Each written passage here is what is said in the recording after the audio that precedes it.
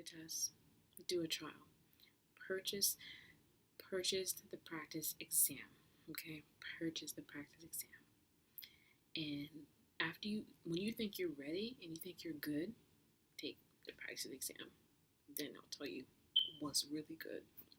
My name is Bianca, and today's video is going to be about how to pass your TEAS exam and get accepted into nursing school. And I'm going to share with you tips and tricks that I use that was successful to me, and hopefully it will be successful for you as well. So if you like more information on how to pass your TEAS and what things worked for me, stay tuned, okay? Okay, hi guys. So, I'm gonna go over what I use to help me study for the ATI TEAS. As you know, the ATI came out with a new version of the TEAS in 2016, and they changed a lot of things. They also added the calculator to the test, so you can use the calculator that's on the test for the map section. So, my first tip on how to successfully pass the TEAS is to purchase the study manual from the test maker. So I purchased this TEAS book from the test maker. I believe it was like, I think it was like 25 or 30 something dollars, but I found it on Amazon. So I bought it on Amazon and I got it for like 25 bucks. And I got it in like 2 or 3 days for prime shipping. And this is the new study manual, the TEAS. This is what it looks like. And it has a rundown of what questions are going to be asked, how many of those questions are going to be asked, and like sample questions, like examples throughout the study manual. And I purchased this book because I really wanted to have a feel of what the test questions were going to be like. So when I took the exam, I would have an idea of what to look for, how to answer these questions, and just pretty much so that I wasn't oblivious to the information or how they wrote their questions.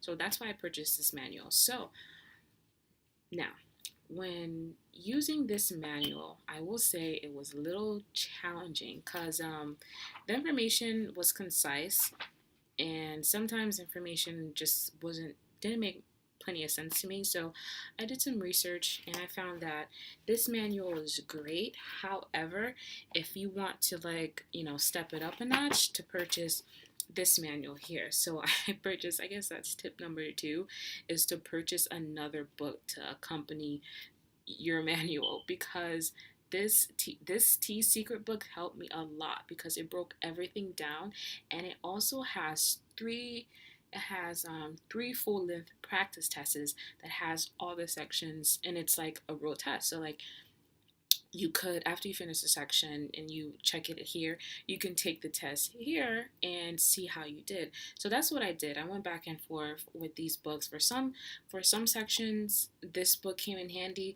For most sections, it was this book. And I purchased this book on Amazon as well. And the cool thing about this book is it also comes with a free study skills DVD offer. Now, I didn't get this, but I mean, I still have the capability of getting it now. I just pretty much have to just write them a review in the email or something, and I'll get it. Something like that. And it will help you because it's like a DVD of everything like the book covers. But I didn't personally get it. Another thing that was really cool about this manual, the Biometric, is that it has the review video. So if you can go on YouTube, if you're on this lesson, you go on YouTube and just key in this URL, and you can find it. Actually, it's not the YouTube; it's like the Biometric site. Yeah, and then you just put in that code, and then it goes over what you're learning. So if you're like a visual audio type of learner, or you just need all three, this is really good, and I really enjoyed using this book. And what I would do is, after each section that I completed, I did the practice test, which really helped me a lot. So, it helped me and let me know what areas I need to improve in, and etc. Also, math is a big thing. I'm not intimidated by math. I just need to be refreshed in math. So what I did was I purchased many, like a year ago, I purchased like the Cliff Notes version for standardized tests. And before I got these books, I worked on that. And so it was basic arithmetic all the way to college algebra. And I worked on that. And so I worked on it. And I worked every night. I would devote about like, not every night, like 3 or 4 times a week. I would devote like an hour or 2 hours to a section. I would put my music in and I just start like going. Like with me, I can do math with music. I can't read with music, but math, boom, I'll be just like going in, and like it was awesome. And so that's how I got my math situation handled. So before I got these books, I had the Cliff Notes, and that really broke it down. Cliff Notes is awesome. Like if you have an exam or something and you're like clueless on how to do stuff, I would definitely suggest purchasing like a Cliff Notes book because they really break it down. So that's what I did. Tip number 3 is to study often. Okay, so these type of tests, you can't really just like spend one day and go over everything. It's kind of like it builds on information because it's taking like basic information that you learned and like in high school, grade school, even some college courses, and it's putting it together. Like this exam wants to know if you're capable to one, follow directions, because as a nurse, you will have to follow directions, follow orders, calculate medication, and know science. So that's what this test wants to know. So um, that's what I did. Like I studied little bits at a time. I didn't spend like hours, like hours studying. I would say when I sat down to study, I would study very like 3 times a week. I would study like 4 times a week. I would study like an hour, sometimes an hour and a half. Sometimes like with the math, sometimes I got so like into it, like sometimes like 2 or 3 hours would pass by. But I would always schedule in break time so I can like stop and take a break. The timer on your phone is golden. I would definitely suggest that when you are taking this exam and when you're not exam but when you're studying for this exam, that you have your timer out and you schedule, like you time yourself like 50 minutes on, 10 minutes off, 50 minutes on, something that works for you, so that way you have something to look forward to, like your break is coming, and kind of get so lost into it where when it rings you're like, holy cow, 50 minutes has passed already. At least that's what I experienced. So that's tip number 3. Tip number 4 is to take the practice test. So ATI has T's practice test. They have 2 versions, version A and version B. Tip number 4 is to purchase the practice test. So I purchased the T's practice test exam A, and it's a full-length test that has all the questions, has all the sections, and you take it online and it's timed. So that's what I did. I took it after I studied, and so like 2 weeks before my scheduled exam, so I studied all this up time. I probably spent like a month or so studying, and then like 2 months studying, and then I took the practice exam.